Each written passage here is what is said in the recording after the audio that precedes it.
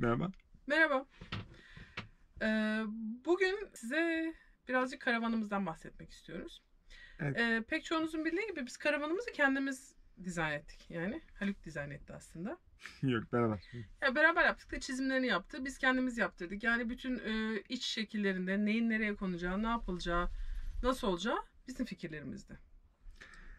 Evet. Ama gelin görün ki her zaman tasarlanan şey kullanıma o kadar uygun olmuyor. Çünkü biz o zaman daha karavanın acemisiydik. Bu bizim ilk karavanımızdı. Daha önce küçük camperlarla dolaşmıştık. Çadırda dolaşmıştık.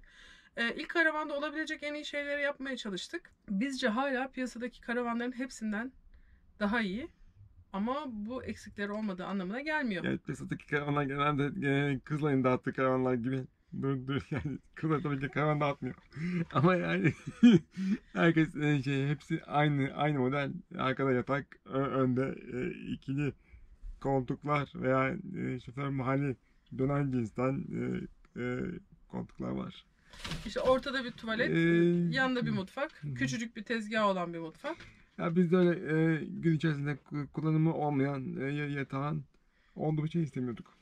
O yüzden bu şekilde gündüzleri yatağın ortada görünmediği, rahat hareket edebileceğimiz, içinin geniş olduğu bir araç istemiştik. Bu arada Kızılay'dan daha sonra deyince arkadaşlar, yani karavancı arkadaşların çoğu bize bozulacak ama yani bu bir tercih meselesi diyelim. Diyeyim. Bu bir tercih meselesi. Yani biz bundan çok hoşlanmıyoruz, o modellerden böyle seviyoruz. Ki büyük karavanların bazılarına da çok güzel dizaynlar Ama var. zaten onlar da bizim karavanı gördükleri zaman bizden daha çok oturma alanınızı arıyorlar. Şimdi karavanımızın eksiklerine gelelim. Eksik değil. Eksik değil. Karavanımızda iyileştirmeyi düşündüğümüz birkaç şeyimiz var. Bunlardan bir tanesi şu anda oturmuş olduğumuz koltuk. Niye değiştirmeyi düşünüyoruz bunu? Değiştirmeyi düşünüyoruz çünkü normalde kullanırken bu koltuk çok rahat. Böyle ikimiz yan yana oturabiliyoruz. Geniş oturabiliyoruz ki bu büyük 17 metreküplük karavanlarda bile böylesine büyük yan yana oturulabilecek koltuk yok. Yatağımızın boyuyla ilgili bir sıkıntımız da yok. Ama sıkıntı nerede çıkıyor? Biz bir yerde oturduğumuz zaman, birimiz rahatsızlandığı zaman, gündüz biri oturup kitap okurken diğeri birazcık hadi ben bir uzanayım birazcık kestireyim demek istediği zamanlarda öyle bir yerimiz yok. Ya bütün düzeni bozup kocaman yatağı açmak zorundayız ki o zaman diğerine hiç kıpırdayacak alan kalmıyor.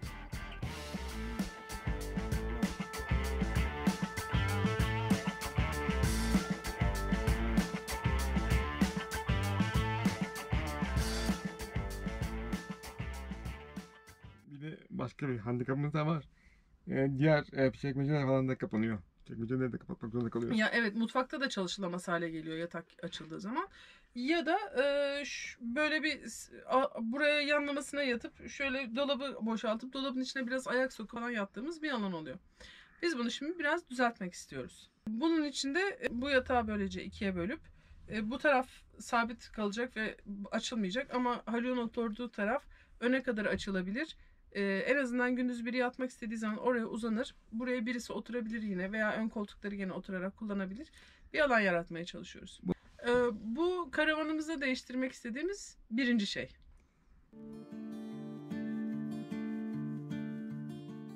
Bağlantılı olarak şu anda sizin bizi izlediğiniz kameranın üzerinde durduğu masamız var. Masamız bizim normal karavanlardaki gibi MDF'den ya da suntadan ve hafif olarak yapılmış değil. Ya da bazı karavanlarda aşağı doğru bastırılabilen hidrolik bir sistemin üzerine kurulu masalar var. Bizimki onlardan da değil. Biz bunu güzel görünsün diye masif ahşaptan yaptık. Gerçekten çok kullanışlı, çok estetik ve dizaynı güzel bir masa. Ama ağır. Masa böyle çıkıyor. Şöyle önce kaldırıyorsunuz bunu. Bunu tutarken şunu çekiyorsunuz. Kapatıyorsunuz. Daha sonra tutup çıkartıyorsunuz. Ve ayağınıza düşürmemeye çalışıyorsunuz. Evet. Neden ayağımıza düşürmemeye çalışıyoruz? Çevir bakalım masayı. Çevir Uğur'cum. Çünkü masanın kenarında şöyle sivri bir kenar var. Bu ayağınızın üzerine düşerse bayağı bir kırıklıklara sebebiyet verebilir. Bu arada bunu takmak da epey zor oluyor. Çünkü ağır bir masayı tam olarak oraya dengeleyip oturtmanız gerekiyor. Ve oturttuktan sonra düşürmeden o ayağı oradan çekerek açmanız lazım. Düşürürseniz gene yandınız.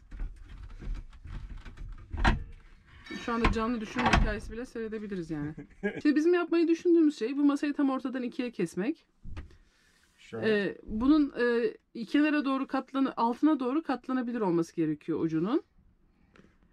O kestikten sonra bu kenar aşağıya katlanacak. Sonra komple yukarıya cama doğru katlanarak düşürme öyle katlanarak camın kenarına sabitlenecek. Böylece geceleri orada kalacak. Ama gündüzleri de istersek böyle, istersek de yarım haliyle küçük bir kahve masası gibi kullanabileceğiz. Ağır olduğu için akşamları biz burada yatak yaparken bu masayı kaldırıp ön tarafa koyuyoruz. En büyük korkumuz arka tarafında keskin bir alan var. Kaldırırken veya koyarken yanlışlıkla ayağımızın üzerine düşürürsek gerçekten bize bir sakatlık çıkartacak gibi görünüyor. Bir de akşamları biz bunu kaldırdığımız zaman işte ön tarafta bir yerlere koyuyoruz. Yani yer kaplıyor. İnerken çıkarken takılıyoruz tekrar yatağı yaptıktan sonra. Onun için bir çözüm üretmek istiyoruz. Masa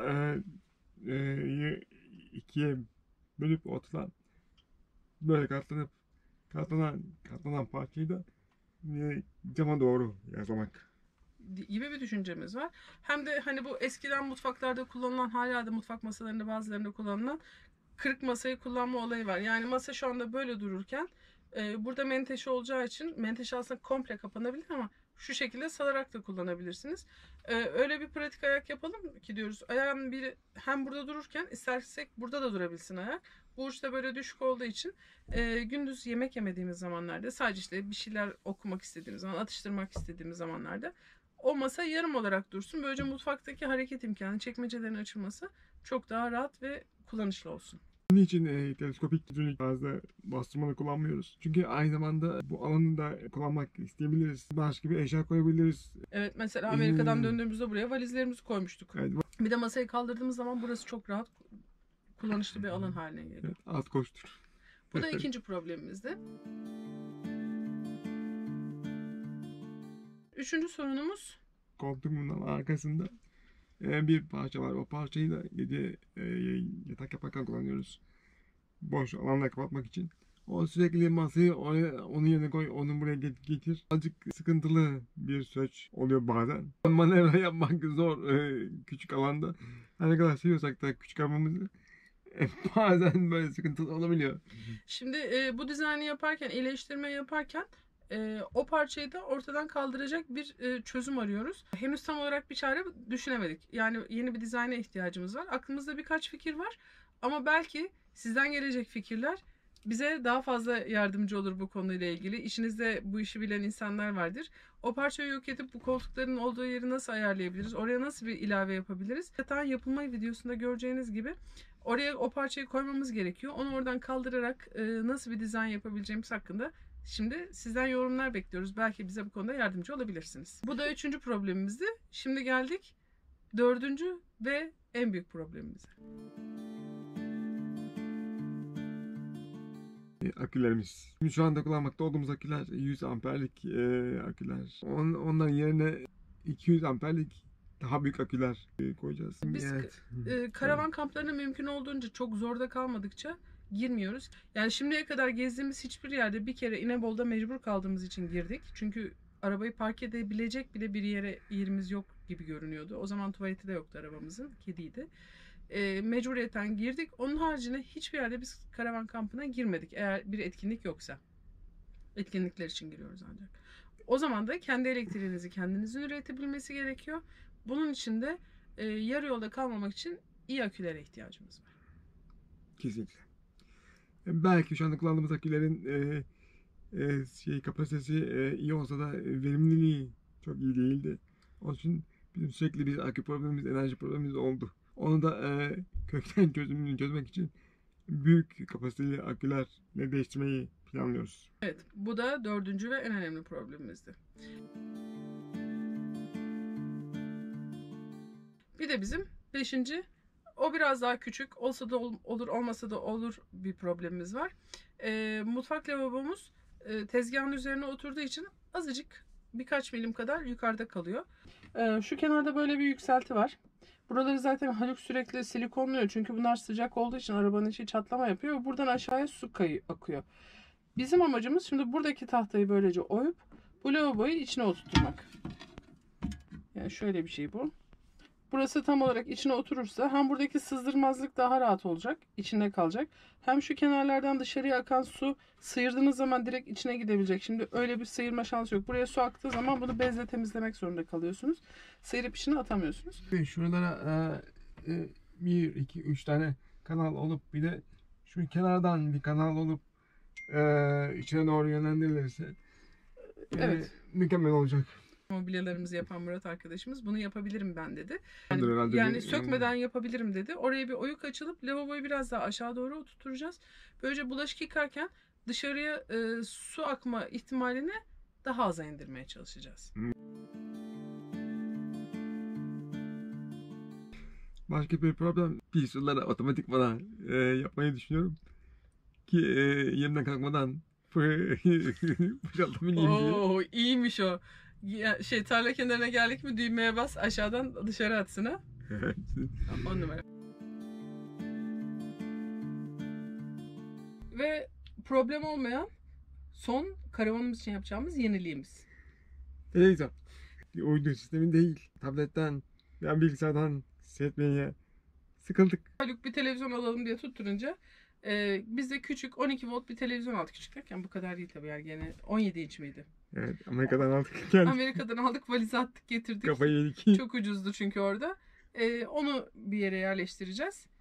Bir de o dizaynımız ilave olacak. Biz Hı hı. çünkü daha önce hiç televizyon almayı düşünmemiştik. Bilgisayardan seyrediyoruz diye, ama sabit bir yer olsun istiyoruz artık.